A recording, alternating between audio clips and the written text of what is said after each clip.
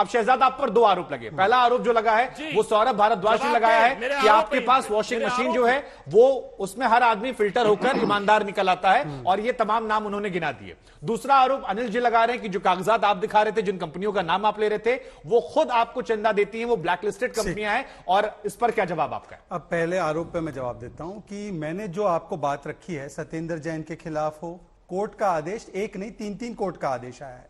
अगर इनके पास तो अच्छे वकील भी, और कांग्रेस और इनका तो आज रिश्ता भी दिख ही रहा है, ट्विन टावर्स ऑफ करप्शन है, दोनों मिलके एक दूसरे की बात को बढ़ावा भी दे रहे हैं। अगर इनके पास कोई भी सबूत है, एक सेकंड एक एक करके बात रखते हैं, अगर इनके पास किसी भी व्यक्ति के पास सबूत है, मान लीजिए एजेंसी बहुत बायस होकर काम कर रही है, इनके पास तो क्रिमिनल कंप्लेंट करके हमें एक्सपोज करने का बहुत अच्छा मौका है। इतने दिनों से ये कह रहे हैं कि ये भ्रष्ट है वो भ्रष्ट है, पर एक भी कंप्लेंट नहीं कर पाए। दूसरी बात अनिल जी के बात पे आता हूं।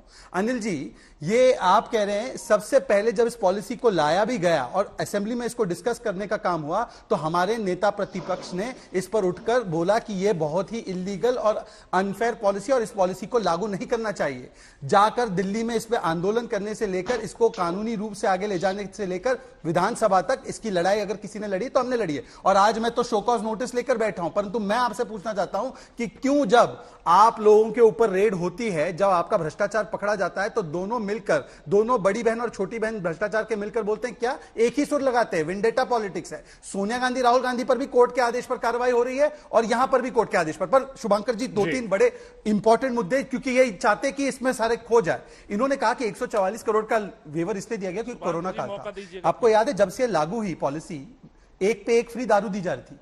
अगर एक पे एक फ्री दी जा रही थी, मतलब कि लॉस तो हो नहीं रहा था, लॉस देकर तो करेंगे नहीं, तो किसका लॉस हो रहा था जिसको आप भरपाई करने के लिए दिल्ली वालों के पैसे लेकर दे रहे थे? दूसरी बात, इनसे पूछिए कि अगर इतनी बेस्ट पॉलिसी थी, इतना रेवेन्यू बढ़ रहा था, और इसमें क्या हुआ, सेल तो बढ़ी पर सरकार का रेवेन्यू घटा, पर फिर भी इतनी अच्छी पॉलिसी थी तो कैंसिल क्यों किया? आप लगे रहते इस पॉलिसी पर। तीसरी बात मैं इनसे पूछना चाहता हूं कि आज ब्रिंडको जो अमनदीप धाल की कंपनी है, जिसको 2.5% से बढ़ाकर 12% कमीशन किया, इनके बीच में कोई रिलेशन भी है, यह बताया जाता है, ये इसकी पुष्टि ये करेंगे।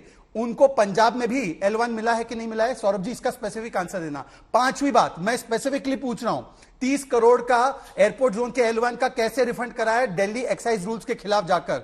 छठी बात, ऑपरेशनल पीरियड लाइसेंस का मनीष सिसोदिया ने बढ़ाया कि नहीं बढ़ाया 1 अप्रैल से लेकर 31 जुलाई? एक सेकंड, जबकि कैबिनेट ने उनको यह पावर नहीं दिया था। आठवीं बात, दिनेश अरोड़ा कौन है? याद भी नहीं रहेगी, 8 सवाल उन्हें याद भी नहीं रहेंगे, विजय नायर कौन है? 8 सवाल उन्हें याद भी नहीं रहेंगे। सौरभ जी आप अपने पॉइंटर्स बना लीजिए। मैं एक मिनट में केवल एक बार उमेश सहगल जी को चर्चा में शामिल कर लूं क्योंकि वो भी बैठे हैं। उमेश जी, आप तो समझते हैं, सचमुख सचिव रहे हैं, जरा एक बार दर्शकों को समझा दीजिए कानूनी प्रक्रिया कैसे होती है, क्योंकि यहां से एलजी साहब के पास से फाइल गई, उसी को आधार बनाकर ये पूरी जांच चल रही है। अब सीबीआई, ईडी, लुकआउट नोटिस, तमाम चीजें आ चुकी हैं। तो एक बार ये प्रक्रिया समझा दीजिए आप हमारे दर्शकों को, उनको समझने में थोड़ी आसानी होगी, उसके बाद आरोपों के जवाब ले लेंगे। अब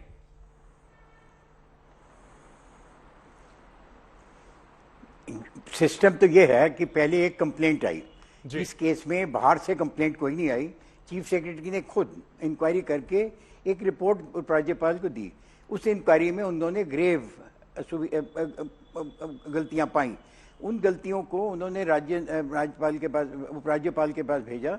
उपराज्यपाल ने उनसे एग्री किया और जो कि करना चाहिए था उनको, एक जांच एजेंसी को उसको रेफर कर दिया कि आप इसको की जांच करिए। तो ये तो प्रक्रिया है जो कि होनी भी चाहिए है, पर जांच कराने का ये मतलब नहीं है कि जांच साबित हो गई जी, बट जांच हो रही है। और सीबीआई का ये सिस्टम है कि पहले ही प्रिलिमिनरी इन्वेस्टिगेशन करते हैं, सीधा केस नहीं रजिस्टर करते। तो जब उपराज्यपाल की उनसे आई तो उन्होंने हफ्ता 10 दिन बैठ के सारी फाइलें देखी, सारी, जब एक प्राइमा फेसाई केस बना तब ही उन्होंने केस रजिस्टर किया। अब वो केस रजिस्टर करके इनका एक सिस्टम बना हुआ है कि हर मुलजिम की उन्होंने, मतलब जो अक्यूज्ड है उसकी इन्होंने बयान लेना है। तो अभी बयान इन्होंने शुरू किया है, जहाँ तक मैंने अखबार में पढ़ा 3 के बयान कल ले चुके हैं।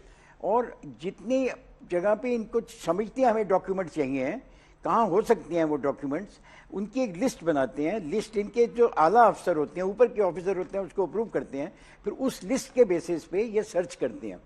तो अगर मंत्री के घर में सर्च की गई और उन्होंने क्या लिया, ये सुप्रीम कोर्ट की डिसीजन के मुताबिक सीबीआई को डिस्क्लोज नहीं करना चाहिए जी। और पब्लिक में कोई इन्वेस्टिगेशन नहीं होनी चाहिए।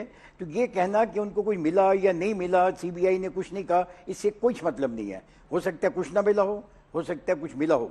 अब उनकी जो अपनी स्टेटमेंट आई है सीबीआई की, वो ये आई है कि अभी हम इन जितने कागजात पकड़े गए हैं उनका मुआयना कर रहे हैं, उस मुआयने के बाद हम सबका बयान लेंगे। नहीं तो और उमेश जी उसके जरा एक बात बाद और समझा दीजिए आप मुझे। जो और कार्रवाई होगी वो करेंगे। ये कहा जाता है कि सीबीआई के पास जो शक्तियां हैं वो लिमिटेड है, और आज बताइए। खबर आई कि सीबीआई ने कुछ जानकारियां जो हैं वो ईडी के साथ साझा की है, और ईडी की शक्तियों के बारे में हम सभी जानते हैं कि वो मनी लॉन्ड्रिंग केस दर्ज करके गिरफ्तारी कर सकती है। अब ऐसे में जो खबर आ रही है 2 से 3 दिन में गिरफ्तारी हो सकती है, ईडी के साथ जानकारियां साझा की गई हैं, लुकआउट नोटिस जारी किया गया है, ये संकेत क्या लग रहे हैं आपको? क्या ये प्लॉट तैयार है गिरफ्तारी का जिसका जिक्र सिसोदिया जी भी कर रहे हैं? देखिए, दोनों की फंक्शंस अलग हैं। सीबीआई एक क्रिमिनल एजेंसी है जो कि क्रिमिनल कंप्लेंट्स को इन्वेस्टिगेट करती है। तो जो आपका प्रिवेंशन ऑफ करप्शन एक्ट है उसके तहत सीबीआई को पावर्स हैं और किसी को पावर्स नहीं हैं। सीबीआई को पावर्स हैं, वो इनमें इन्वेस्टिगेट करते हैं। ईडी जो है ये वो देखती है कि जो आपकी मनी लॉन्ड्रिंग हुई है, जो पैसा है कहाँ से आया कहाँ गया, उनसे इसके कोई मतलब नहीं है कि ये करप्ट पैसा है कि करप्शन मतलब इसमें रिश्वत खाई गई कि लोग वैसे ही ब्लैक मनी बनाई गई या किसी तरीके से किया गया। तो दोनों का रोल अलग है।